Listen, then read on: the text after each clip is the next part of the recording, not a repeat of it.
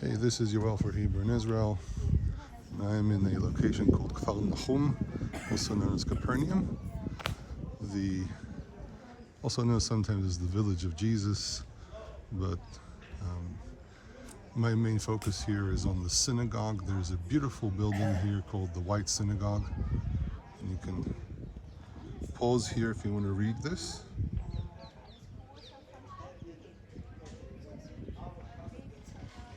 Many Christian groups come here because this is a phenomenal finding. One of the most well-preserved synagogues with a lot of walls still standing. We also have Korazin, which I've been there many times. But here, what's very interesting about this site is the fact that this is made from imported stone. So whoever lived here was very wealthy, because if you compare, for example, everyone uses basalt stone here, which is black. It's volcanic stone. However, in this region, for those wondering as to see a Galilee, it's an interesting morning as well. The sky is, for those who like overcast, beautiful. This is the main entrance. Usually the main entrance faces Jerusalem. There's all discussion in different sources about where to leave the entrance, but it's quite interesting that up here in the Galilee, in the Golan Heights, the entrances are always facing Jerusalem, and then when people would pray, they would face outwards. Now, you can see some sections were reproduced. This is, for example, concrete, but then you have on the top the original stone. As I said, this is imported stone. And it's absolutely amazing because this is a very phenomenal thing to find. So usually, so I'll show you as much as I can. So this is the entrance. So there's like a lintel here, a threshold. The flooring here is obviously not original. There's only a little bit of it left.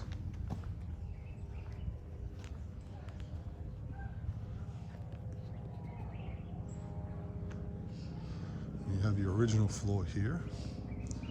This is a relatively large structure that was also very tall, but it's very common for the ceiling to collapse at some point when places are abandoned.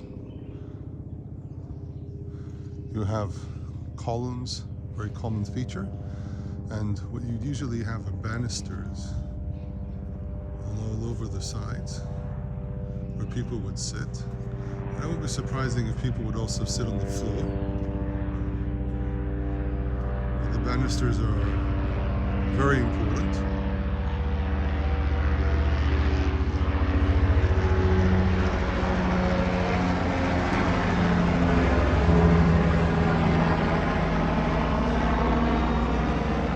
Completely out of my control, nothing I can do about that. These banisters are important because people would sit on them, and there's an interesting reference in the Mishnah that says that a person would stretch their legs and go down, which means they would leave the elevated area and actually go into the center here to pray. As far as I can tell, Torah scrolls were probably kept in a separate location within the structure.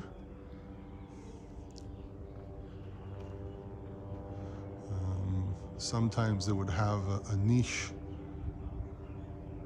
So now we're facing Jerusalem, there'll be a niche somewhere in this area for the Torah scrolls, but here we don't see one.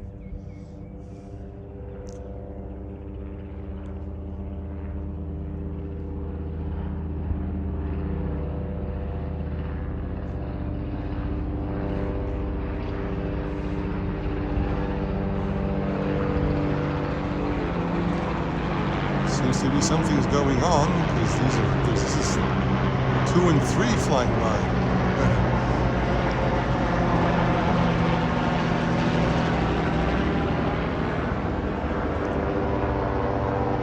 Number 4.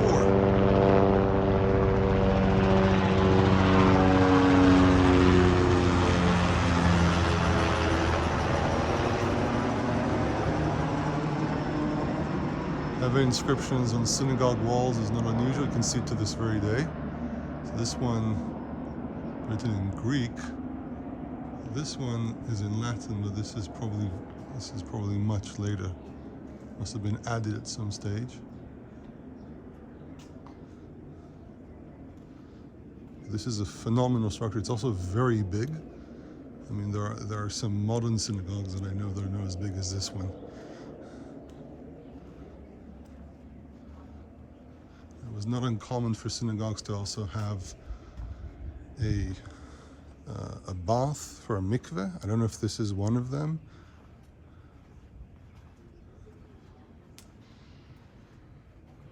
But based on how this is structured, this does look like a mikveh. So a ritual bath. The two having two sections, so that section and this section is indicative of a mikveh, but I've never really sat down to look at that part, if this is what they did.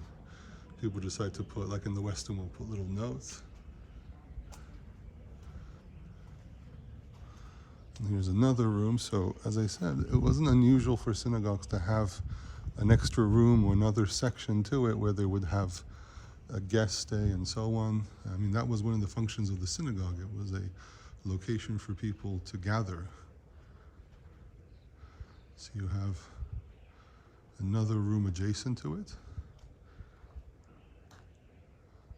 And one of the interesting things, at least for me interesting, is that unlike Chorazin, there are no questionable images. In Chorazin, as some of you may have actually seen before, whether the floor here is the original floor, most of it's original, which is beautiful. What's interesting here is that in Chorazin, there are like these images of Aphrodite and the sun and Medusa, and here there's nothing. So this must have been from an era where people stopped using certain symbols. But you do find like pentagrams, which is just the shape of a star, so there's nothing to read into it. Today people give meaning to it, but back in the day it was just a star. I mean, you can find swastikas in different locations. It has no connection to anything that we would think is sinister or evil or whatever.